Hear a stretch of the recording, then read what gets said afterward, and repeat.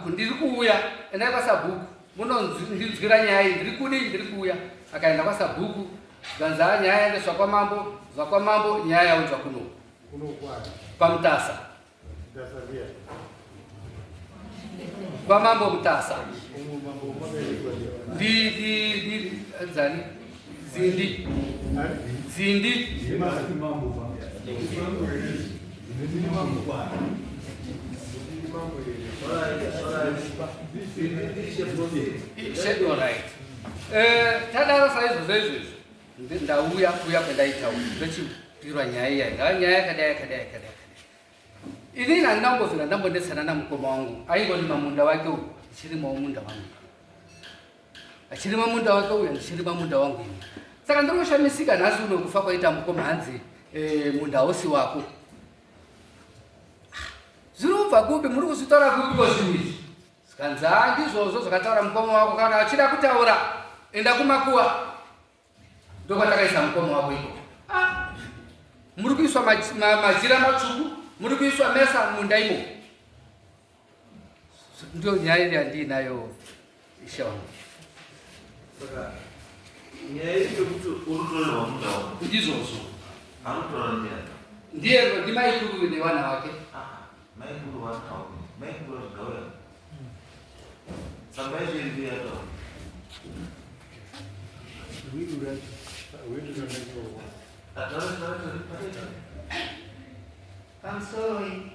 Pamusoro Mutasa. Ingati kadaro mwana 19. Nyaya munda. Kuti pazoite kuti munda utoro. Kwa nini uyu?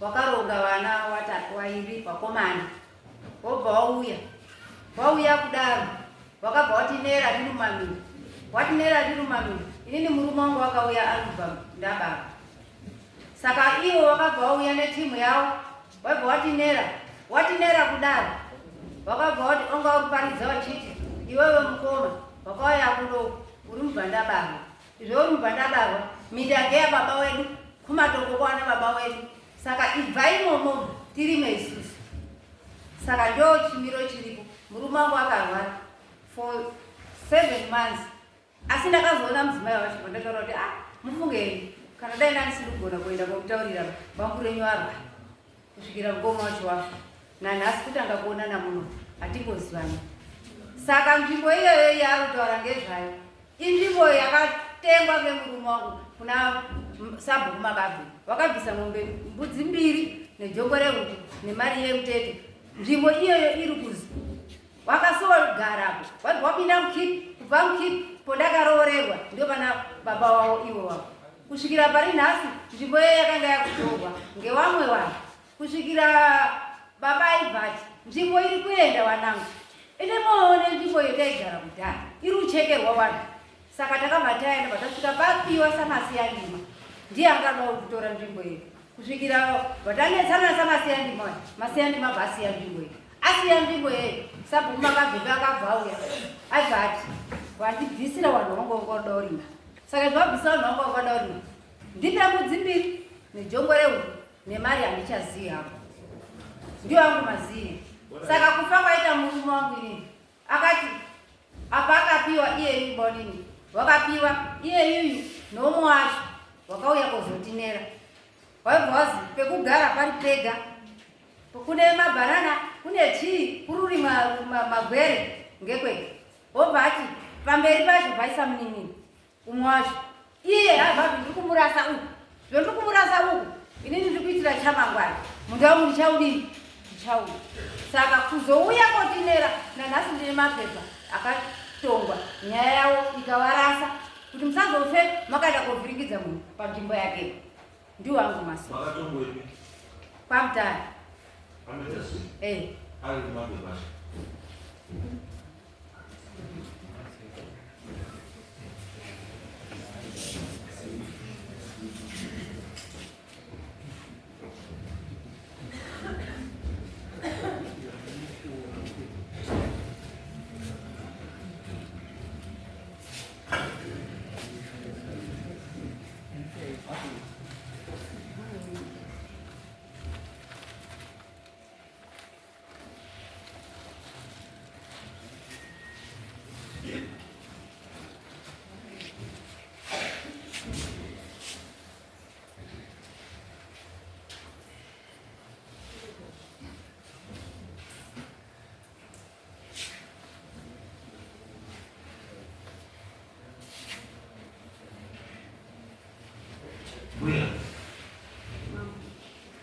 It is someone. Do that.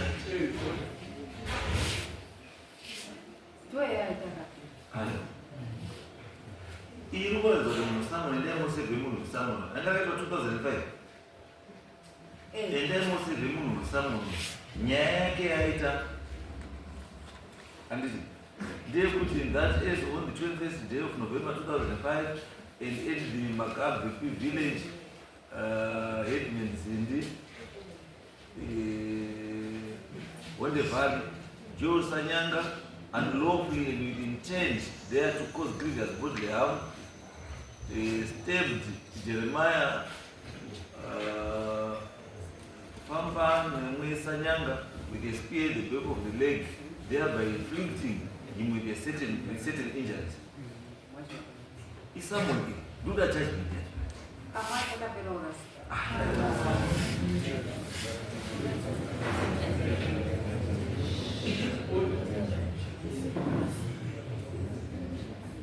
Joel, deal. Give me Joel. Joel, you will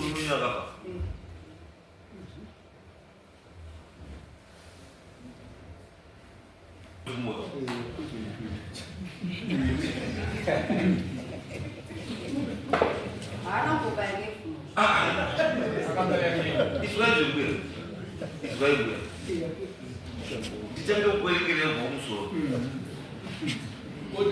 Magistrate Court, 21st day of November 2005, held the Makabe Joel Sanyanga unlawfully and with intent thereby to cause grievous bodily harm, stabbed Jeremiah Sanyanga with a spear at the back of the leg, thereby inflicting him with certain injuries. Jeremiah dear. Didn't Makabe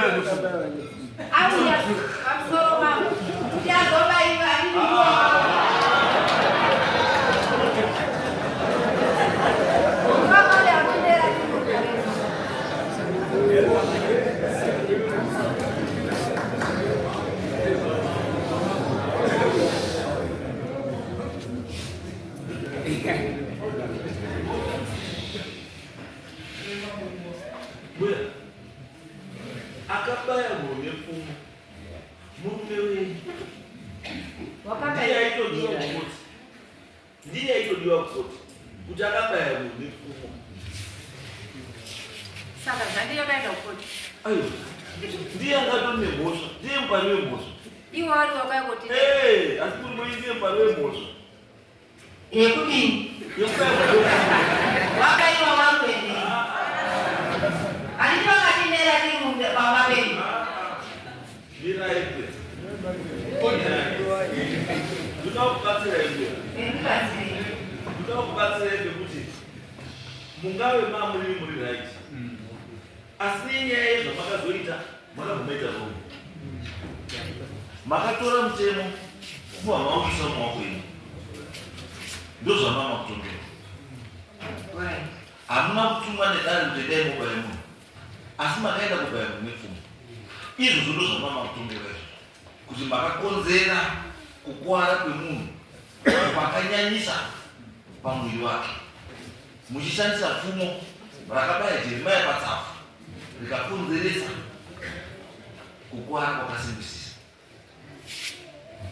Saka ndanoda mutombo wacho kuti after adedwa kudai iye murume wenyu akazopiwa mutombo wekuti chii ndozvimara zvechitori kwa inini ndati apo mapepa akarasika akarasika asi zvakarasika haana kurasika ari kuti ada kuti murume ari kududzira murume wenyu akarasika ari kutosungirira murume wenyu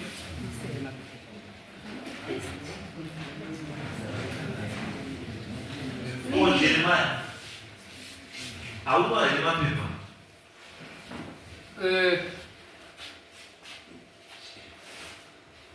nyaya iwa kutaura yanga nyaya iyi yemigano munda wake mamira ndakaita panapa unobva kuti uchiva uchiguma nechi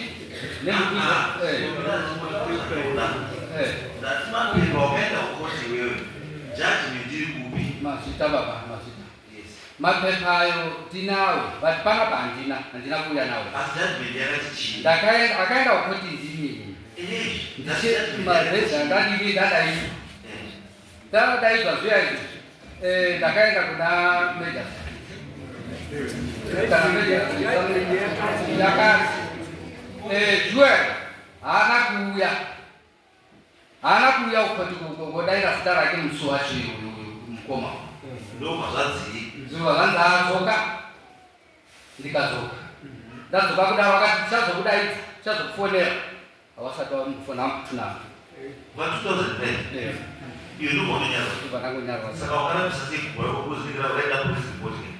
madaizi acho handitori muchipatara ndakaenda kuchipatara pahauna maponisa ndipo vakauya vachitora statement ndakarara pamubhedha madaizi iyoya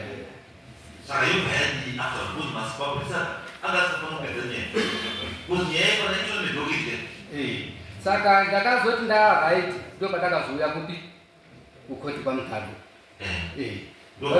chakajera haana kuoneka ipapapa sikanzi auraiti iyoyo tadii takuona chidzoka tozokufonera saka Joel mudini naye ndokuzoita munhu akafa aine nyaya mudani nyaya inobva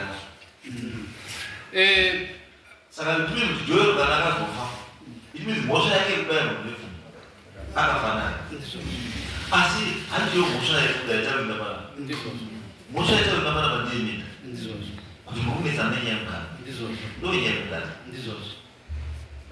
nazomutana nenyaya kuti mai wakati juro kasiya nyora tsamba iri tsamba izvo wanayo ndio wanayo tsamba izvo tsamba ranyora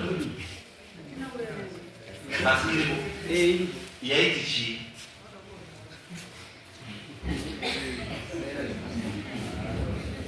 tsamba iyoyo yakazi inini munin'ina wangu akandiramba kuti handisi mwana wamwari wake. Saka inini minda yangu yendakangada wapa ngawasiye minda yangu kana aramba kurima akati ndokurima muno kuona zvamungasangana nazvo mumunda imo imimi musazoende kobatsira pamunda iyo vandogumaka urona mbuya pamurasanyedza urikona hanzi minda yangu yandaka wapa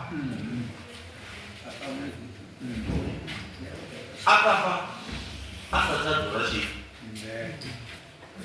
woda kuzotasika imimani muzoti musale muchitora minda yacho iyafa kwakanga wangu wapirei vesipesi chakazoita kuti ati minda ndatora avo vakauya kotinera kuti azobayiwe ngefuni kuya kotinera watinera udarezvo ndipo pakabva paina kotongwa nyaya yacho ibvezi musazoende kuti kosenza munda noumwe wakuti iwe wasi mwana baba ivi enda kuna baba wako uya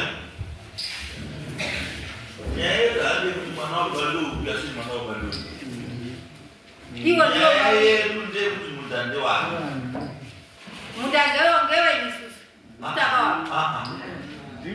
munda hausi weibos wakapiwa munhu joero akafa asina kutaura mina kuti munda wangu ndakuda wakwasina kuonana saka nawasina kuonana kuti munda ndewake ozaana ukusha uwe kuti munda wake aiuya aitoita ikandomuona mazuva mairi abvandoenga vatodzoke iye joero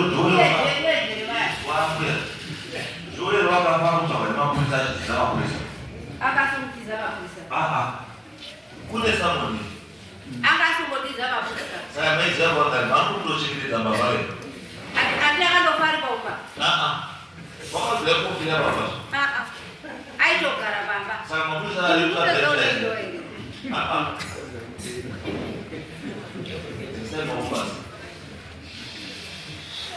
wiri yenyewe iwiri here itsamba itsamba tsamba makazikubana mati mamakazikubana tsamba yakaerekwa parufuwa ngauripo wakazwa tati mama akazitsamba mupehandi yakazimboerenga parufu noerenga parufu akawerenga uchipera akaverenga ndi mukwashi mukwashi agagona masimba ekuti averenge tsamba iyo ndiwo akakuwa yena ngati akangagwa nani masimba ekuverenga uye akanga apiwa ndi swalidzo wafirwa chinhu chenyu chamakagadzira mbamenewane makarara andinombogadzira saka uchiite public chive chinhu cheni because hamuna awa maigara vatora wakapanamida mamusiko mamuriperi nandiripo wakapanamida wakapanana muri kubvuma here kuti joero akapa jerimani ndikubvuma saka sakakutora kuzveda sakuida va saka ichimi pakupana kwakumira kabito zvakuti wakapanamida saka ikumurukwana ndakwana pakusawirirana kwao imimi manzi kana aramba tichazomwana vashakumanio siyamuninyoere saka izvigara kumakwenyu siyai jori nomudai arumenyoka yake nokusiya wakanama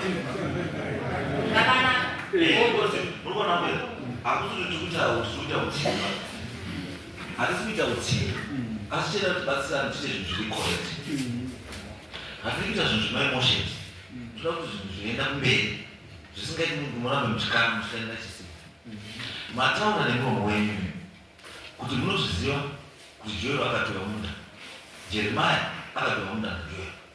Ende mamuripo as witness. Mamuripo makazwitnessa achipiwa chii? Nasi nokuti ndii mamira kupambera. Witness yakaona munhu achipiwa munda. Ndii mamira kupamberi. Makuti mudawo makuda. Pamberi pedare. Nekuti wakazotichaya. Ko yekuti murume akabaya munhu apa munda nepfumo. Asi kuti azopa iwe chii chakaitika? Chii chakaitika taura? Chakaitika kuti azopa iwe wakauya wabva nera tiri mumunda. Ndopakati akaipa. Awarungana kudaminda. Munda wani? Wani. Okuchera munda menyu. Kuti zvaita sei munda menyu? Padi bhai mwende kutsvaga baba wenyu. Aiwa, pane nyaya mbiri. Imi murume wenyu ndiye mumushayi muzvishuwa. Handiwe mumushayi murume. Saka ndakutora nhaka yawa sei? Haisina baba. Inaneiwa. Munhu akafika.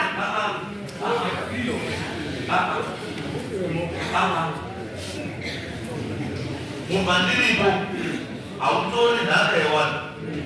Haana kutora nhaka. Minda, wakatora minda. Atina akapiwa nzava. Wonenyi ndokuti minda yakati wadei baba wewe. Asari sabhuku zvavadeba. Sabhuku wadei. Sabhuku watori. Sabhuku watori. Iri pano mambo. Taurasa kuchita Chakadima. Yes. Nawe kutaurwa apa. Awa minda yawanayo. Uyu munda wake unawo. Ndakasvika ndikaona mugano. Vanhu vakatanga kubvira nyaya yemugano wemunda. Uchinzi iwe senge kusima mimango nemiavho pamugano cheko cheko. Michero yako nemavhejitabho yati zvikakura zvinenge zvabvisa mvuri mumunda mangu. Ndiyo nyaya wakatikanira iyoyi. Hawana kurwira nyaya yekuti uyu ibva pamunda. Mukatarisa dare kuti honai hondo iyi yatanga kufa kwaita baba. Baba anongobvira ataura munyina wake kuti ibva pamunda. Akutobviswa newana. Ndozviri kuitika. Munda wekutori nomumwe munhu wakaganurana naye anonzi naMunhu. Vanhu vandinogara navo imhuri inofunga mukangoona wadare kana zvamanzwa munomu munobva matoona magarisirano yatinoita kumba kwacho ikoko. Ndakasvika zveshuwa pamunda. Ndakapindurwa nemukomana uyu. Zvikanzi kana wakuzoda munda iyoyo wanoenda kumakuwa kutaurira neMuseve. Manzwi akadaro. Asi nekuziva unhu hwavo nemararamiro handinokwanisa kuita nharo nekuti papaine mabheneti. Papaine mabheneti ndakatozoti mwana wangu hatibvumidzwe kuti dare tinge tiri kuda kuenzanisa vanhu paine zvitare. Tora mabheneti aya. Mwana akatora mabheneti inobva enda nawo pasaiti. Ndo patazouya pataenda kwaishe zvataurwa izvi mpaka tasvika pano. Inini ndafara mambo nekuda kwekuti mhuri iyi yataurirwa zvinhu chaizvo zvine mutsiko ndimambo. Dai nandiri ndazvitaura kumba ikoko kwaitoronetsa kurarama kwacho. Hakuna zvakadaro baba. Hakuna zvakadaro mambo. Zvinhu zvaroda kuedza kutaura inhau yekuda kupamba uyu munda zvakamboitika kupi izvo zvezvo. Vari kunyepera munhu. Ninyochitsabhuku saka mazona ndasimuka kuuya padhuze kuti ndizvipindurire kuti ngavari kunyepera dare. Dare rino iri harisiri dare rekutamba naro. Kana wanga wasingarikoshesi pakubva nhasi ngavarikoshese. Uye munhu ziva mutemo. Maona mapepa auya kuzokuratidza yawo. Dai vanga vachiziva zvavari kuita vaiuya kunobudisa mapepa akadai erenhirauki. Saka ndiri kuti inini hangodatenda mambo nemanzwi emapa. Handisina rekutaura. Vakutaura kwai kuti dzangu anadzo kudzipirire dzongore kune mari pamusoro. Ndiyangei manje. Kwati mandivharidzira unongoda uya kugara. Ndati futi mati mimi wewe. Mati pakurugara makadzivana samunhu. Mukabhadhara mbudzi mbiri nemachongo mairi. Kwandiri hazvi make sense. Why? Hazvi make sense because pamunoti makazopiwa mbudzi ndepapi iye Joel naJeremiah wakanogara side by side wachirima wachiita sei. Saka kuti dzakazouya after allocation mirai chakatanga chii kunzokwe chakatanga chii chakatanga kugara kwaJoel naJeremiah side by side.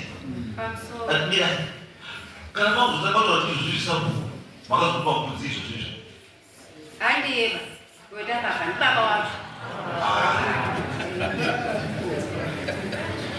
baba wake ndiye akapiwa kudziviri nzvimbo yeye yandaisumbogarwa takazogara taro uya iswaya asi makapasa bhuku mbudzi mbiri dzemutete handiti nejongwe handiti vamagara vamadzivanzvimbo handiti Joel murume wenyu imimi mulipo handiti ndobva akaJeremiah ndizvo saka nyenyiva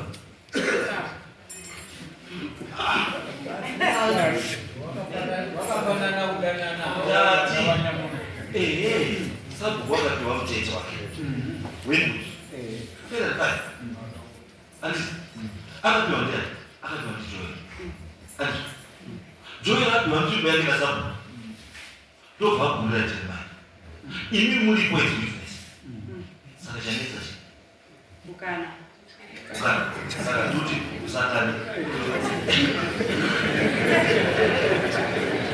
naneza bukana umwe kufa utadza uchema pamusoro wemapodcast inini ndiri mwana unowana baba vanhu vakabvisana ndiri mwana ndinonzi Mutasa tikatora nguva kana kuti kuzotaura navadoka vakareba pamusoro penyaya yeminda.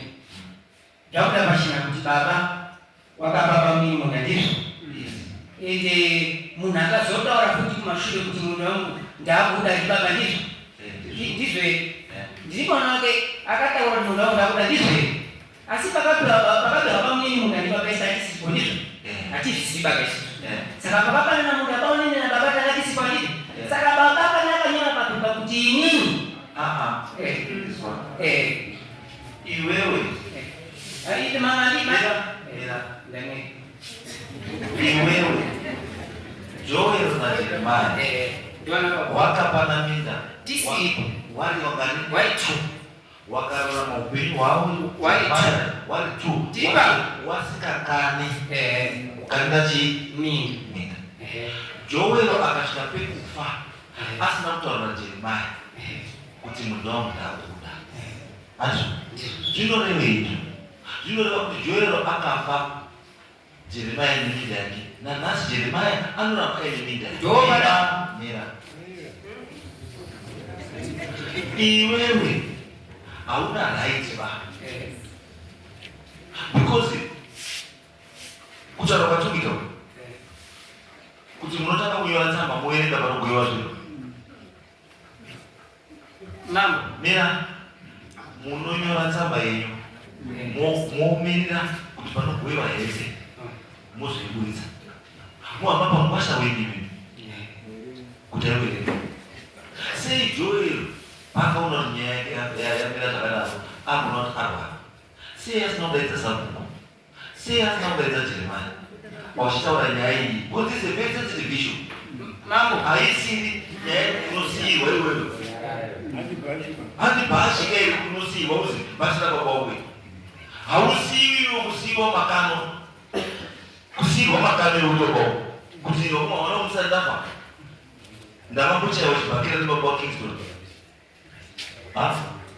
ndizvotaura kuti baba wangu asati afa wakati mwana wangu ndakasombochaiwa nebaba waKingston munazosara muidzorera kana vatadza kudzorera ndichachayawo ndega ndiri basa kwete because ukazoma boyonya kudara kuti kana aramba unozwa kana aramba siyai aripo ndichaita zvachienda ndega saka dakutiririba inini ndikona kuenda mambo kuti isusu hatichakani muda kuna baba mingi Matini baba akasia akafa muda wakapana na muda tukivu.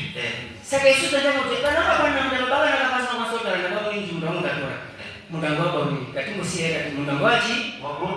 Yo zeke ndio anajua kuni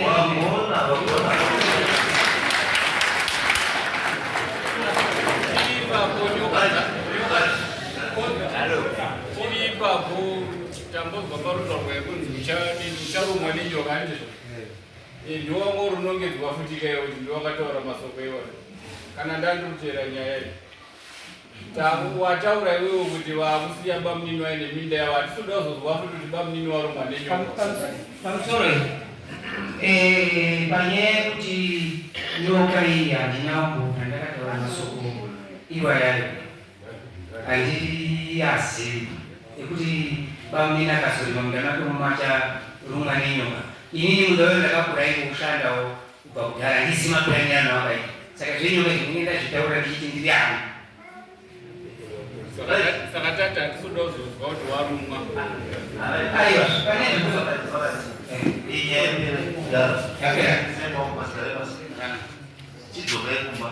Sabu, yende mo kazi mudane yake kuyo mudane kuiwaki antu kasiyana nenyaya ngasachinje zvinhu zvakasiya zvaifanwa just because toda kusiyana kuchinjina kukanganisa magariro echinhu newana because pane nyaya dzakawanda pachiwanhu chaipo chaipo zvamunotoita zvese izvo pachiwanhu vachibvumira especially kana muchitoziva kuti baba wenyu mubvandiripo kana muchitoziva kuti baba wenyu mubvandiripo mune mutogokudzikana nebaba because otherwise pamutori pachinofanira mutoripa because ndekumusha kwenyu baba wenyu chaifana wakasiyana kutaura ivi kuti wana kumusha kwangu ndekwakati ndochadai kumuchemana chaidai gora baba wenyu mubvudze kuti baba tiri wepi sezvo mukutaura ava kuti kana muda kutedzwa muda zvaidai kupi anaizva mukutaura kuti kana muda kuchinyiriza zviro zvaidai makuwa anzvo imi mene umakuwa vumobvunza kuti baba makasiya musina kutaurira muri wepi andiwe baba wenyu ari makakakusa zvokuti akanyora tsamba yeminda kuti minda yakasiyana namba ndingi yaidai motori asaita zvakusiya kutaura muri wepi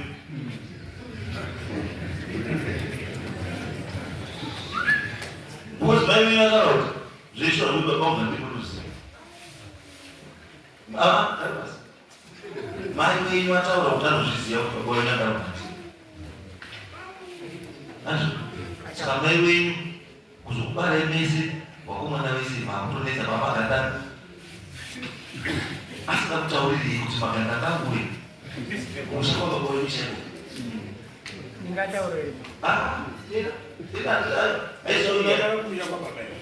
Nyaya chatataura tatoipedza chanoda kuzobatsira icho kuti muone kuti chinhu chamukurwirana neefoti yamuisa icho hanzi chinhu chamunofanira mukurwira munofanira mamunotoisa efoti yekutsvaga kuti wei kuti uri pari ndochitori very important icho kudarika zvisi zvakuti zvekunyorera mupfekeza zvitii zvese izvo baba wenyu angorwara marwara neangaruti wona nguva yekunyora bhuku iri kutora bhuku kudai achinyora apedza baba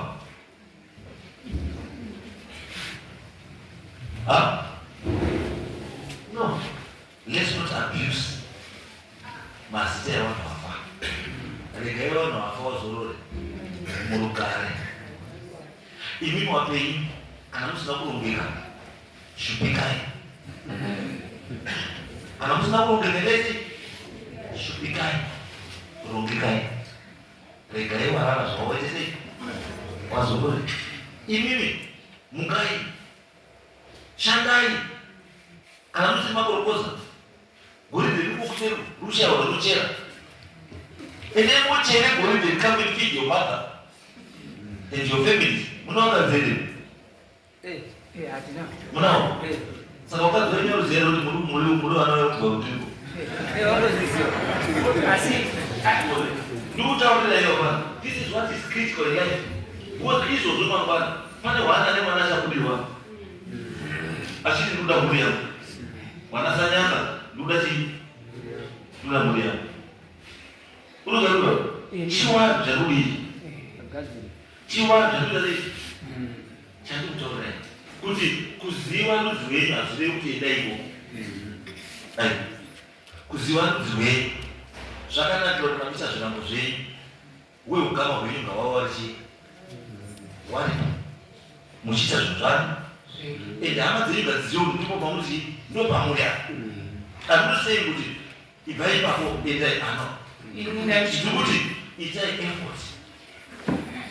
Iyo effort ilete itai. Mai vanipo havanoziya chokwanonoziya. Ndanichikumbira mama. Yes.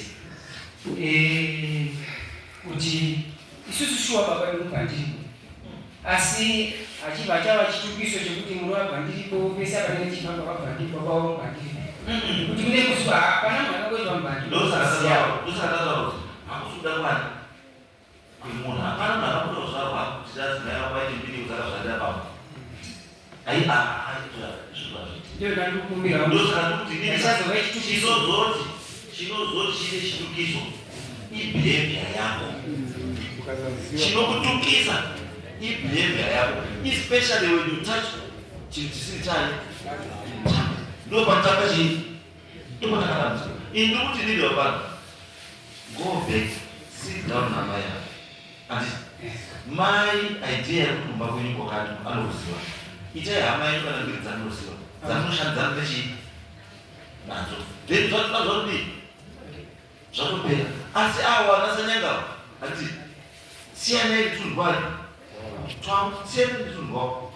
I'm sorry, ma'am. Yes. My mom wants to go back to the I don't see you. My mom wants to go.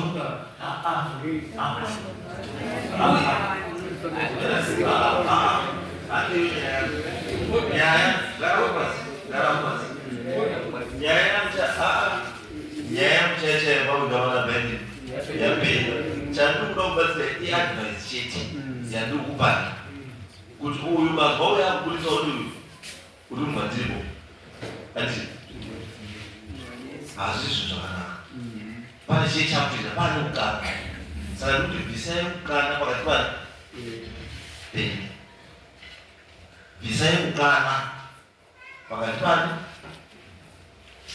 penyu chienda tisabo kuenda mugadzirwa nemutauro. Bye bye.